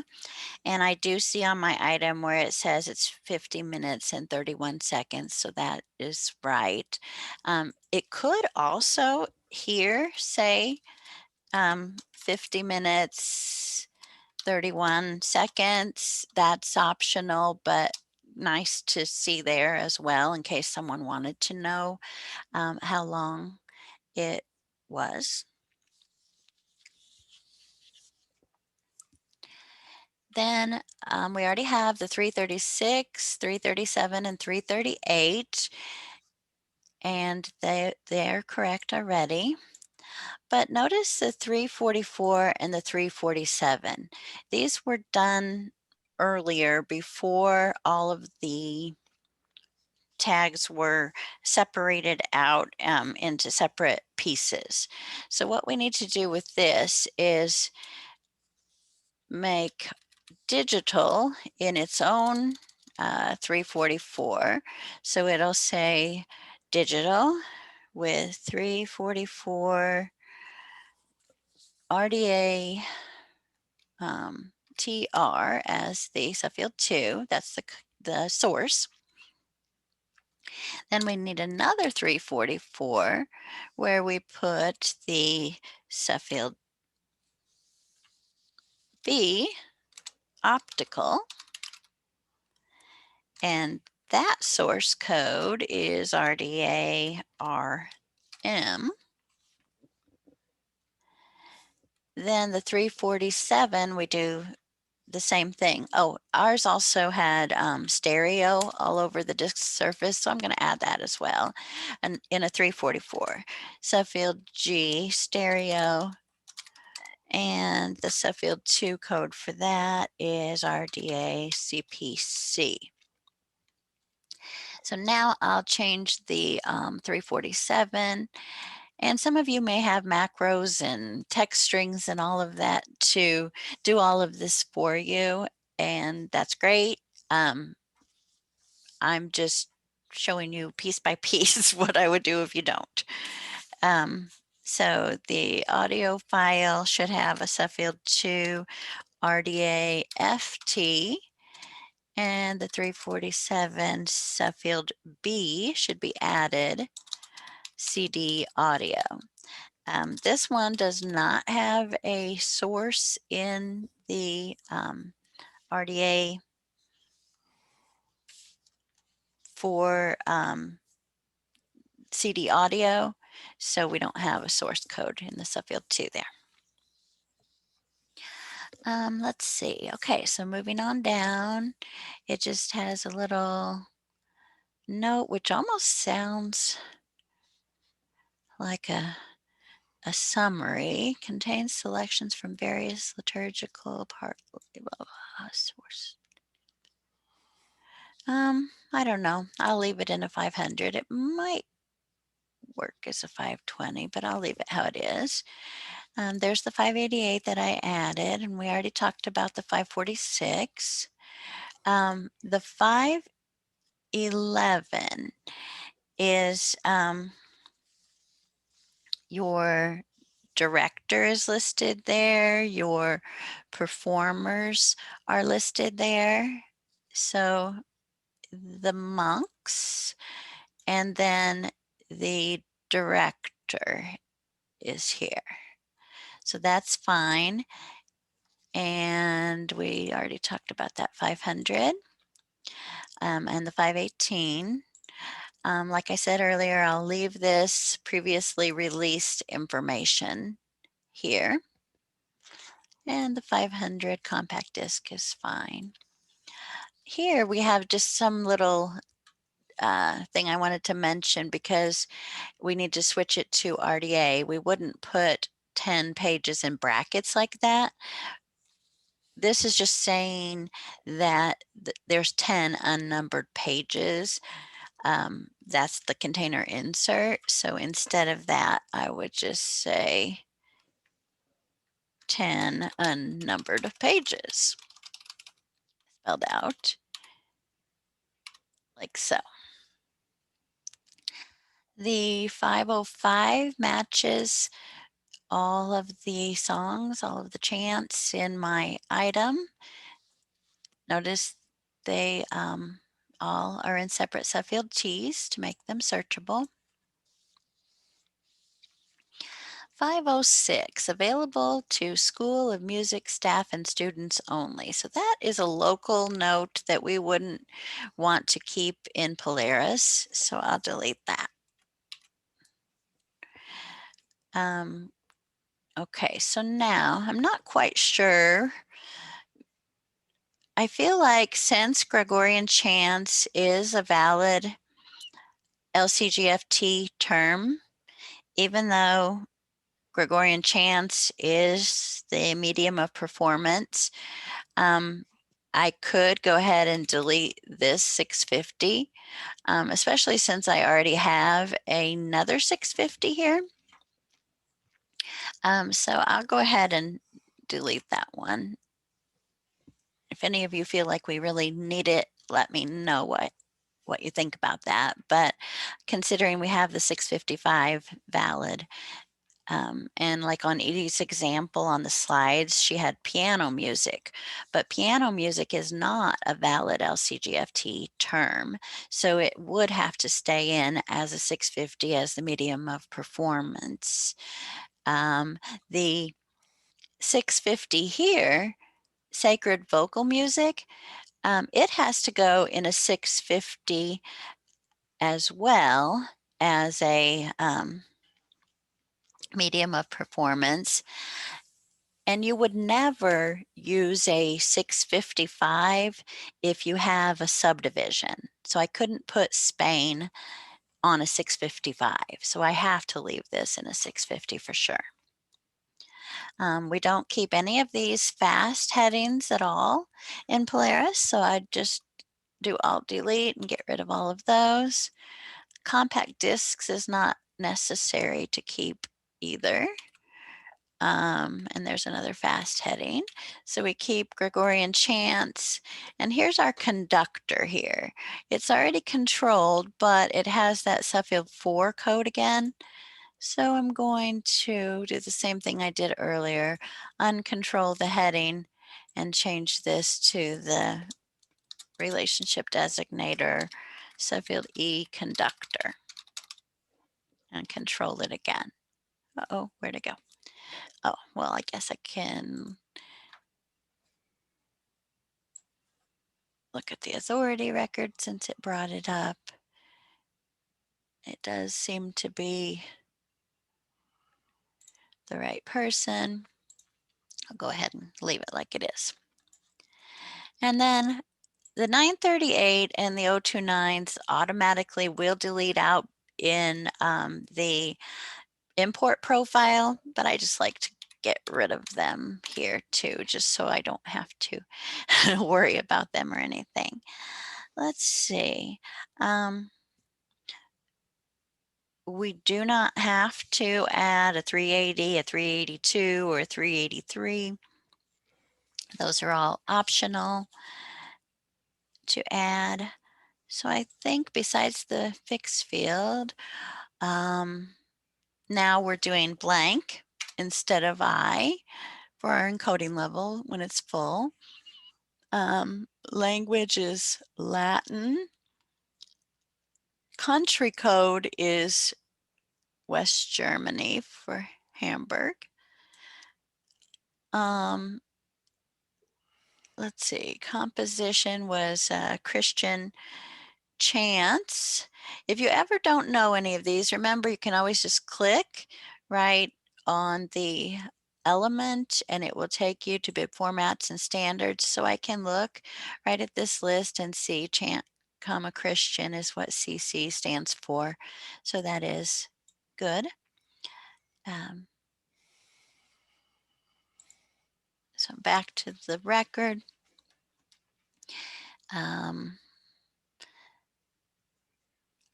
I did have two dates, 1994 and 1969. This has reprint, which I'll go ahead and go with because there was a different release. Okay, so, the last thing I need to do is to add subfield H, sound recording, because that's one of our local practices to make sure to include the GMD still. So it's ready to export. And because that might be a little bit of improvement from what's in Polaris already, I'll go ahead and export it. So are there any questions about that record? And I'm really sorry you couldn't see the screens and the pictures. I don't see anything in the chat. Okay. I suppose if I am pretty quick, I could go through the LP. But again, but wait a minute though. The pictures on that one are in my email too. Maybe I can show you those first before we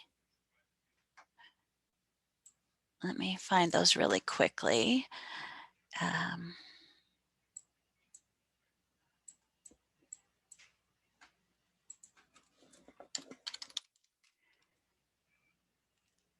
maybe not really quickly, but here we go. Okay.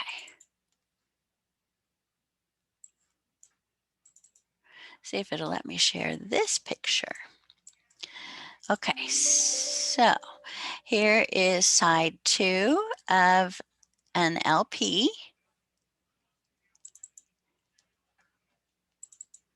And here is side 1. And then we also have some cover information. We have a front cover for the album and a back cover for the album. Okay, so I'll leave all of those there so I can get to them if I need to. Then I'll go back to OCLC here. And I'll just go ahead and call up the OCLC number since I have it, and it will save time.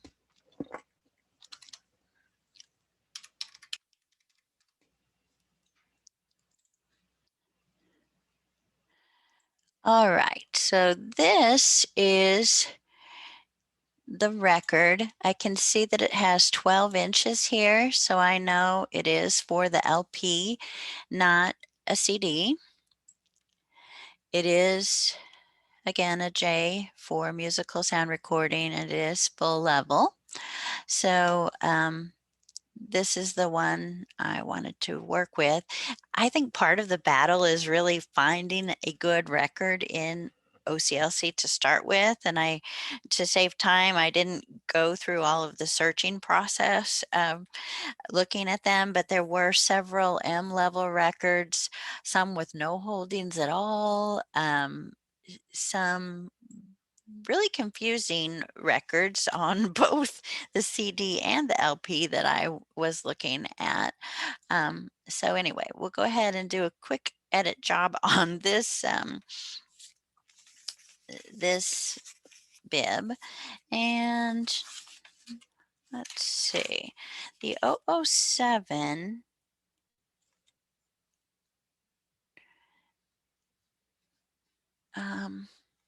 is already set for disc, and that's the 33 and a third size. So the 007 is already in there. I do see that Suffield E RDA is not here, so I need to put that in. And then I'll also make sure that the I code is here, which it is. The 028 is the number that is shown on my disk surface. So I will go ahead and just change this second indicator to a 1 and leave it as it is. Skipping down here, the 047 is the code, the coding for the type of music. So up here we had comp and we have multiple forms. So down here, the 047 spells out what those multiple forms are. MP is just motion picture music, RC for rock, and PP is for popular music. Then we have our Dewey number and our LC number. Okay, so this was kind of confusing to me. This 100, it has in the 245 Suffield C, Ken Thorne and others. But looking at the disk surface for these, I saw that Ken Thorne was the composer of one of the songs, but many of them have McCartney or Lennon. Oh, actually, maybe a couple of the songs is by Thorne. But then on the back cover, see if I can show that again. In little writing here, it says that the musical score is by Ken Thorne. So if he is actually the composer of the score, then I guess that's why they put him in the 100. So I'm not absolutely positive about whether that is good to have him there or not, but I guess that is why they did.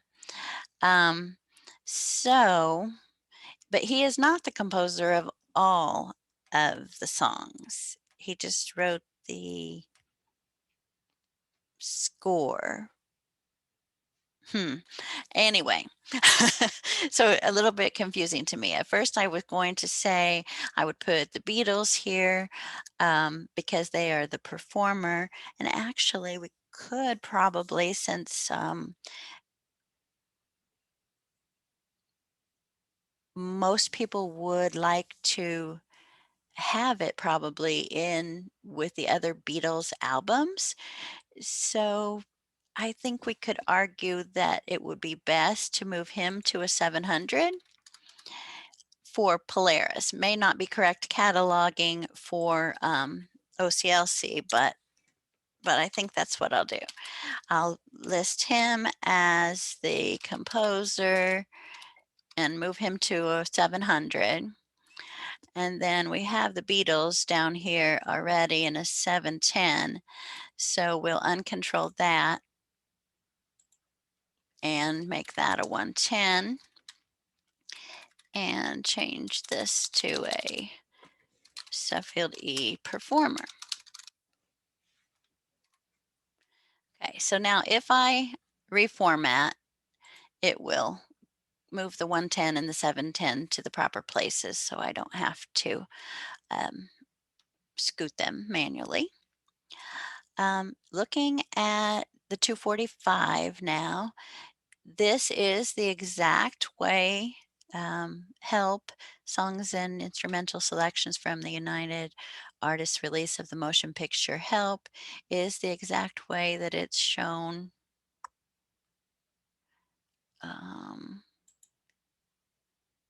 here and actually on side one as well.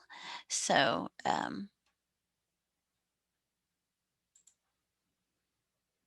we'll leave that. So I don't feel like Ken Thorne and others should be in my statement of responsibility like that, though. I think I'm going to move him down like to the 518. Alrighty. I just made an executive decision. That's just the way it is. Cataloger's judgment. Okay, so next I'm trying to find capital and the only place that I can see anything about the publication information on this one is on the outside, the front cover of the album. Uh-oh, I see I'm running out of time here too. It says capital here, but it doesn't say where. So I would do Hollywood. Oh, I've got weird indicators too. 264 blank 1, Hollywood, California.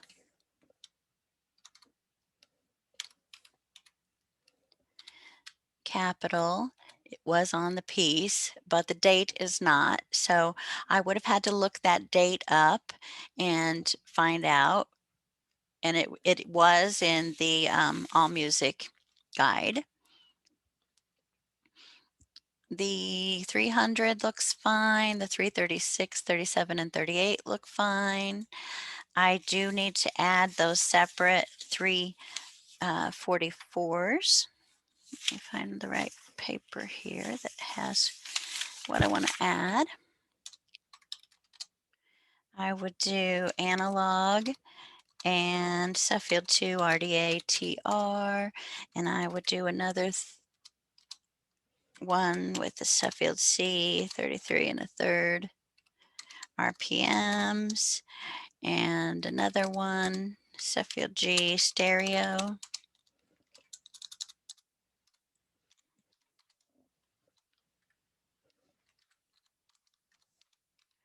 CPC. Then I need, I don't need a 347 because it's not digital.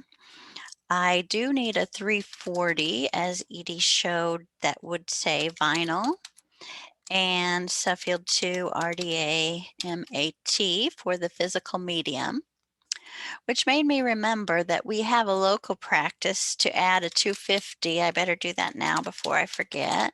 Vinyl LP in brackets because it's not really on the item. Let's see. Oh, and I might as well, while I'm up here, add my Suffield H sound recording.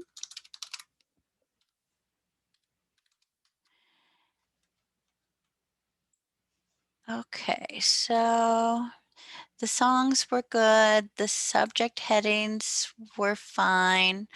I of course, want to get rid of the fast headings. I could add another 655 for rock music. I could add another one besides that for motion picture music if I wanted to. It's a valid LCGFT term as well. I would check Ken Thorne in the authority file. And then I'm not real sure why they put Paul McCartney, John Lennon, and George Harrison in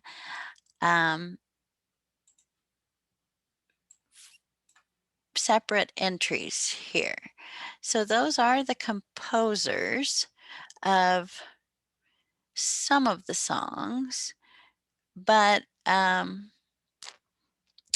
probably wouldn't have added these separate 700s.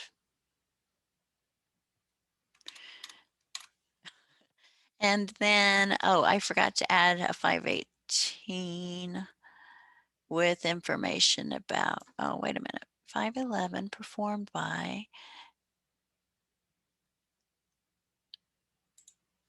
so maybe I can just add him here. I don't know, rushing at the end here because I'm out of time, but I would say that's pretty close to what I want down on the bottom section, and I would blank out this I, California. We already talked about MU. Date 1965. And since there was no date on the item at all, I did not need to add a copyright of sound, another 264 on this one. So it does just have a single date. Okay, sorry I went a couple minutes over, but were there any questions? There is one question, Shelley, about the CD that said, I thought you didn't have to have the 500 note compact disc anymore. Oh, I'm not sure. I think I heard that somewhere or saw that somewhere also. And then Pam put down lower, said, I think now you just coded in the 347, that subfield B CD audio. Okay. Sorry, I don't do a lot of cataloging anymore. That's why I said, I'm not sure. And then Esther put in a comment, said there were many combinations of who wrote individual songs. Paul and John wrote most. Some were written individually by members. I'm assuming that means members of the Beatles, which I think is true. And I think that Ken Thorne wrote the instrumental part and the Beatles wrote the vocal parts, from the way I understood it. And then there was a question from Julia about a pressed date. And I'm not sure what the question is. Is the question, Julia, is the question whether we should put the press date in the record somewhere? Okay, so yeah, that's her question. Should we be recording the pressed dates?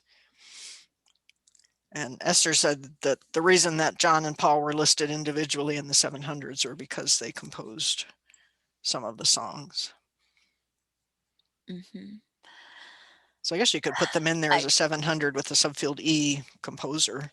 Yeah, and I think that would be fine because they're definitely not all of the Beatles. You know, I wouldn't Mhm. list each separate name of every single Beatle, but I can see adding a couple of them as the composers. Yeah.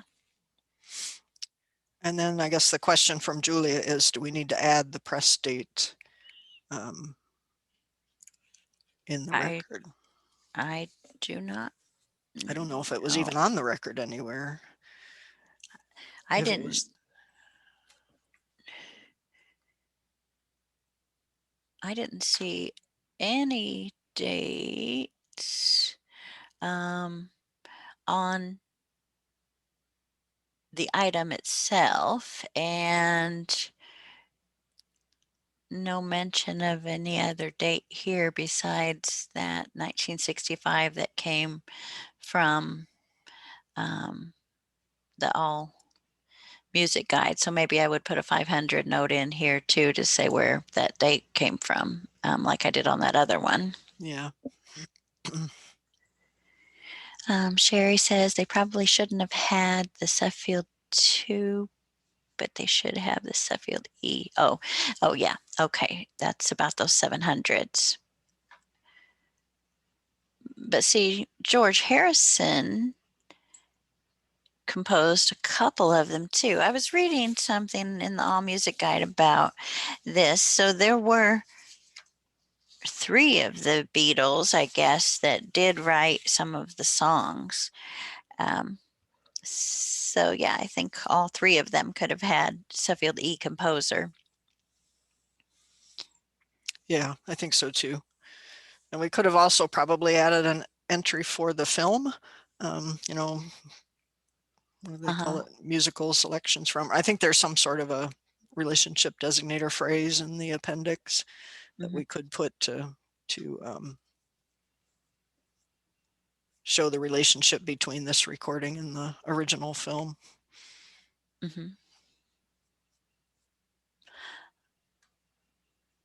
Okay, so thank you for sticking with us till the very end.